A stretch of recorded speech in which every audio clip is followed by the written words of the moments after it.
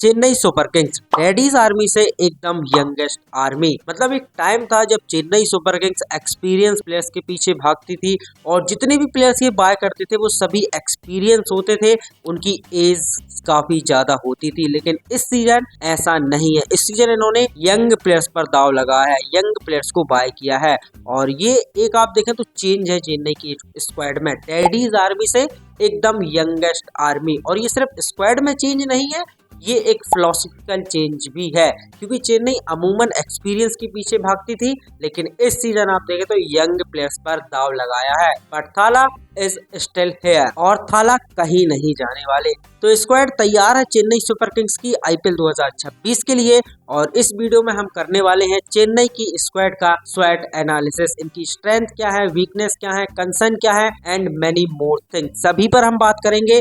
तो जितने भी चेन्नई के फैंस हैं वीडियो को मिस ना करें, क्योंकि इस वीडियो में आप जानेंगे अपनी टीम के बारे में इन डेप्थ एनालिसिस। क्या है आपकी ताकत, क्या कमजोरी है, क्या कंसर्न है। तो चेन्नई के जितने भी फैंस हैं वीडियो को अभी लाइक कर दें और वीडियो को मिस ना करें। और इस वीडियो को देखने के बाद आपको किसी और वीडियो को देखने की आवश्यकता नहीं पड़ने वाली।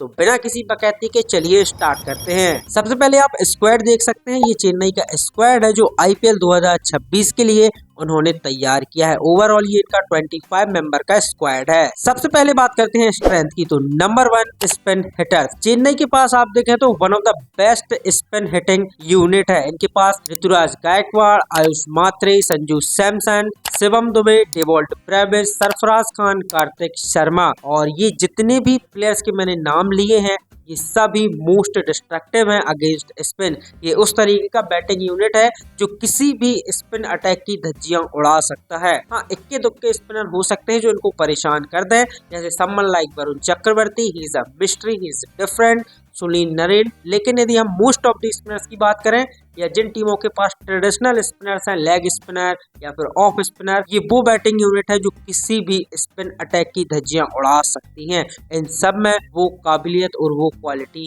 है। Second, solid top 4 and top 5। Chennai की स्टार्टिंग 11 के टॉप 4 या टॉप 5 हम देखें और यदि चाहे आप इनके बैकअप के टॉप 4 टॉप 5 देखें, आप समझ जाएंगे कि मैं ये बात क्यों कह रहा हूँ कि टॉप 4 और टॉप 5 जो है वो इनकी ताकत है। यदि हम स्टार्टिंग 11 के टॉप 4-5 की बात करें तो सैमसन, मात्रे, गायकवाड़, दुबे, ब्रेविस। और यदि बैकअप में हम ऑप्शन देखें तो उर्विल पटेल, मैथ्यू शॉर्ट, सरफराज खान, कार्तिक शर्मा। अब आप देखें यदि स्टार्टिंग 11 का कोई प्लेयर अनअवेलेबल होता है तो उनके पास लाइक टू लाइक रिप्लेसमेंट है उस नंबर पर प्लेयर का। आप देखें यदि सैमसन अवेलेबल नहीं होती तो उर्विल है, फिर मैथ्यू शॉर्ट भी है इनके पास, बैकअप में सरफराज खान भी हैं जो स्पिन को अच्छा खेलते हैं, 3 नंबर 4 नंबर के करीब बहुत बढ़िया ऑप्शन है। तो इनके पास जो टॉप 4 और टॉप 5 के प्लेयर हैं, चाहे वो स्टार्टिंग 11 के हों या फिर बैकअप में हों, बहुत ही क्वालिटी प्लेयर्स हैं और इसलिए जो टॉप 4 और टॉप 5 है वो इनकी स्ट्रेंथ है। Third, last but not the least, new ball bowling attack. Chennai के पास यदि हम देखें तो कौन कौन है, Anshul Kamboj, Mukesh Choudhary, Matt Henry, Zakary Foulkes, Khaleel Ahmed, Akeal Hosein. यदि मैं अंशुल की बात करूं तो Anshul Kamboj is a brilliant new ball bowler और ये कमाल के लाइन बॉलर है। यदि एक टप्पे पे बॉलिंग करानी हो तो अंशुल कंबोज इसमें माहिर है और ये नई बॉल कमाल की डालते हैं। इसके बाद मुकेश की बात करें, ये भी लेफ्ट आर्म सीमर है, नई गेंद से बहुत अच्छा करते हैं।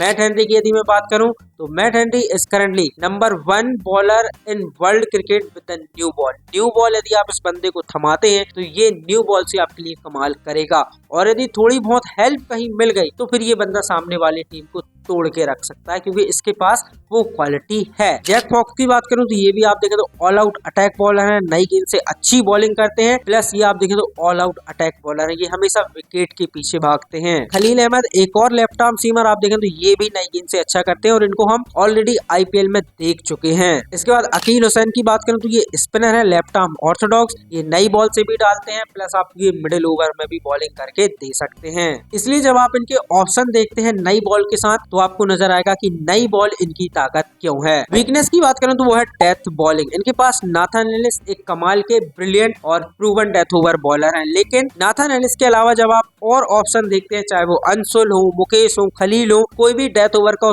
उतना प्रूवन और टेस्टेड बॉलर नहीं है। इसलिए डेथ बॉलिंग इनकी एक वीकनेस है, क्योंकि इनके पास सिर्फ और सिर्फ नाथन एलिस है, प्रूवन और टेस्टेड प्लेयर डेथ ओवर के। कंसर्न की बात करें तो number 1, lack of a quality allrounder. Chennai के पास आप देखें तो अच्छे ऑलराउंडर हैं, इन्होंने बाय किए हैं, जैसे प्रशांत वीर हैं और भी हैं, बट इनमें से आप देखें तो कोई भी प्रूवन प्लेयर नहीं है। जैसे प्रशांत की यदि मैं बात करूं तो प्रशांत बहुत अच्छे ऑलराउंडर हैं, इनके पास बहुत पोटेंशियल है, बट ये उनका पहला सीजन है, तो आप उनसे बहुत ज्यादा उम्मीद नहीं कर सकते या एक्सपेक्ट नहीं कर सकते, क्योंकि ये उनका पहला सीजन है। यदि वो अच्छा नहीं करते तो आप उनको ब्लेम नहीं कर सकते। मैं कहता हूं कि प्रशांत वीर अच्छा करें और करना भी चाहिए। As a Indian it's a proud movement and happy movement कि भाई एक नया प्लेयर आईपीएल में आया और पहले ही सीजन में उसने धमाल मचा दिया। बट यदि वो परफॉर्म नहीं कर पाते, डिलीवर नहीं कर पाते, तो हम उनको ब्लेम नहीं कर सकते, क्योंकि भाई उनका पहला सीजन है, यंग प्लेयर है, जैसे जैसे इस लेवल पे खेलेंगे एक्सपीरियंस आएगा, बेहतर होते जाएंगे।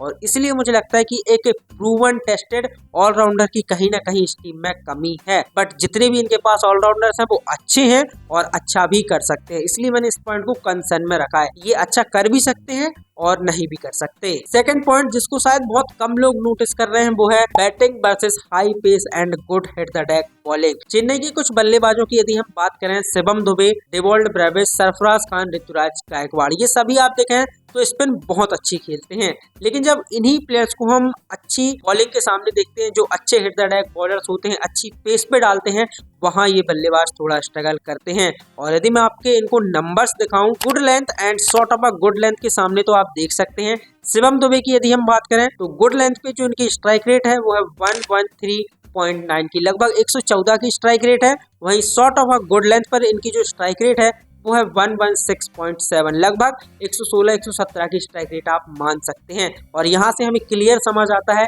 कि यदि एज अ बॉलर आप गुड लेंथ और short of a good length रखते हैं तो शिवम दुबे स्ट्रगल करते हैं। इसके बाद डेवॉल्ड ब्रेविस की बात करें तो गुड लेंथ पर जो उनकी स्ट्राइक रेट है वो है 107.7, यानी कि लगभग 108 की स्ट्राइक रेट। वहीं short of a good length पर यदि मैं इनकी स्ट्राइक रेट बताऊं तो वह 132.6, short of a good length पर अच्छी स्ट्राइक रेट है, लेकिन अगेन आप देखें तो गुड लेंथ पर स्ट्रगल करते हैं। तो स्टिल ये short of a good length पर अच्छा कर सकते हैं, लेकिन यदि एज अ बॉलर कोई गुड लेंथ पर इनको लगातार हिट करेगा तो ये वहां फंस सकते हैं। इसके बाद सरफराज खान की बात करूं तो मैं गुड लेंथ के सामने इनकी स्ट्राइक रेट है लगभग 123 की और short of a good length के सामने स्ट्राइक रेट है 80 की, यानी कि क्लियर समझ आ गया कि ये सरफराज खान अच्छी लेंथ के सामने स्ट्रगल करते हैं। और यदि एज अ बॉलर कोई अच्छी पेस पे उन एरियाज को हिट करेगा तो सरफराज खान फंस सकते हैं। इसके बाद गायकवाड़ की यदि हम बात करें तो गुड लेंथ पर इनकी स्ट्राइक रेट लगभग 97 की है और short of a good length पर इनकी स्ट्राइक रेट 129 के करीब है। तो गायकवाड़ जो इनके कप्तान है वो भी आप देखें तो इस लेंथ के सामने स्ट्रगल करते हैं। एंड ये जितने भी नंबर्स मैंने आपको बताए हैं इनका क्रेडिट जाता है हिमांशु गांजू सर के ऐप को, जिनके ऐप पर आपको ये सभी स्टेटस मिल जाएंगे। और ये नंबर्स ना हमें क्लियरली ये बता रहे हैं कि ये जो प्लेयर्स हैं ये स्पिन के सामने तो बहुत कमाल के हैं, लेकिन पेस और अच्छी हिट द डेक बॉलिंग के सामने ये स्ट्रगल करते हैं और इसीलिए ये इनके लिए चिंता का विषय है। इसके बाद थ्रेट की बात करें तो number 1 realise on young talent more than any other team. Chennai के पास आप देखें तो इस सीजन काफी सारे यंग प्लेयर्स हैं, जैसे प्रशांत वीर, कार्तिक शर्मा, अंशुल कंबोज, गुरजपनीत सिंह, मुकेश चौधरी, जैकरी फॉक्स, अमन खान, डेवॉल्ड ब्रेविस, रामाकृष्ण घोष, तो काफी सारे यंग प्लेयर्स हैं। और ये यंग प्लेयर्स पे आप देखें तो किसी और टीम की तुलना में ज्यादा निर्भर है। इनका मानना यदि इनके यंग प्लेयर्स ने अच्छा किया तो चेन्नई अच्छा कर सकती है, बट यदि ये प्लेयर्स अच्छा नहीं कर पाए तो चेन्नई के लिए थोड़ी समस्याएं बढ़ सकती हैं, क्योंकि हम देख पा रहे हैं क्लियरली कि चेन्नई इस सीजन आप देखें तो यंग प्लेयर्स पर ज्यादा डिपेंड है। Second, over realise on Nathan Ellis for death bowling. देखिए हम पहले भी बात कर चुके हैं वीकनेस में कि नाथन एलिस इकलौते इनके पास प्रूवन और टेस्टेड बॉलर हैं, उसके अलावा कोई नहीं है और इसलिए इनके लिए थ्रेट बनती है। यदि नाथन एलिस डेथ में अच्छा नहीं कर पाए या किसी दिन उनका डेथ में अच्छा नहीं रहा फिर चेन्नई के लिए समस्याएं बढ़ जाएंगी, क्योंकि उनके अलावा जितने भी बॉलर हैं वो आप देखें ना तो प्रूवन है और ना ही टेस्टेड है डेथ ओवर के। वो डेथ ओवर में अच्छा कर भी सकते हैं या फिर आप देखें तो ऑल अराउंड दी पार्ट उनको रगड़ा जा सकता है। उस तरीके के इनके पास गेंदबाज है, चाहे वो खलील हो, मुकेश हो, ये अच्छा भी कर सकते हैं और हो सकता है कि इनको सामने वाली टीमें आप देखें तो टेक ऑन कर दें इनके सामने। तो ये एक इनके लिए थ्रेट है कि यदि एलिस ने डेथ में अच्छा नहीं किया तो फिर समस्याएं बढ़ जाएंगी। इसके बाद हमारे last segment players to watch out की ओर चलें तो number 1 Prashant Veer 20 year old allrounder from Uttar Pradesh, left arm orthodox bowling करते हैं और lower down the order batting करते हैं। जडेजा जो रोल चेन्नई के लिए प्ले करते थे लगभग वही स्पेसिफिकेशन प्रशांत बीर की हैं। Lower order batter, slow left arm orthodox spinner and उम्मीद करेंगे कि यदि खेलेंगे ये 100% खेलेंगे। मुझे लगता है कि आप देखें तो जडेजा के बैकअप के रूप में आए हैं और चेन्नई को जरूरत है और इसलिए मुझे लगता है कि ये प्लेइंग 11 का पार्ट होंगे और जब भी ये पार्ट होंगे ना तो इन पर अपनी निगाहें जरूर रखिएगा क्योंकि इनमें पोटेंशियल कमाल का है। Second Kartik Sharma 19 year old middle order wicket keeper batter from Rajasthan और इनके बारे में मैं सिर्फ इतना कहना चाहूंगा कि जिस तरीके की पावर और शॉट्स कार्तिक के पास हैं वो एक्सेप्शनल है क्योंकि 19 साल की उम्र में इस तरीके की बैटिंग करना अपने आप में आप देखें तो एक्स्ट्रा ऑर्डिनरी होता है। और फॉर एग्जाम्पल यदि मैं आपको बताऊं इनकी पावर का, यदि मैं आपको एक उदाहरण दूं तो आप इससे अंदाजा लगा सकते हैं कि स्पिन के सामने ये बंदा खड़े खड़े कवर्स के ऊपर से छक्का मार देता है और ये बात इनफ है ये बताने के लिए कि कार्तिक शर्मा के पास क्या पावर है और क्या पावर ये पोजेस करते हैं और यदि इनको खेलने का मौका मिलता है तो इन पर अपनी निगाहें जरूर रखिएगा क्योंकि स्पिन के सामने भी अच्छे हैं और ये पेस को भी अच्छा खेलते हैं। Third last but not the least Ramakrishna Ghosh 28 year allrounder from Maharashtra, right handed batting करते हैं लोअर डाउन दी ऑर्डर के करीब, मिडिल ऑर्डर के आसपास और right arm medium pace bowling करते हैं।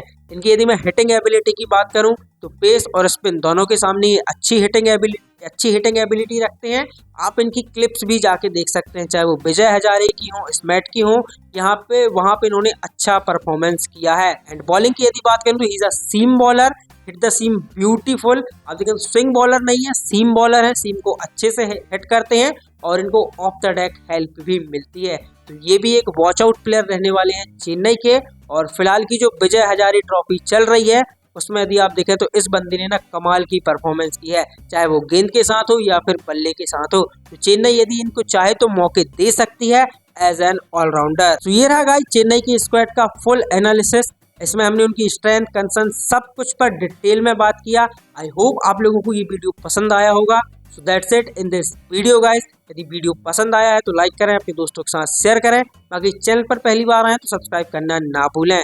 मैं मिलता हूँ अगले नए वीडियो में, तब तक के लिए थैंक यू सो मच।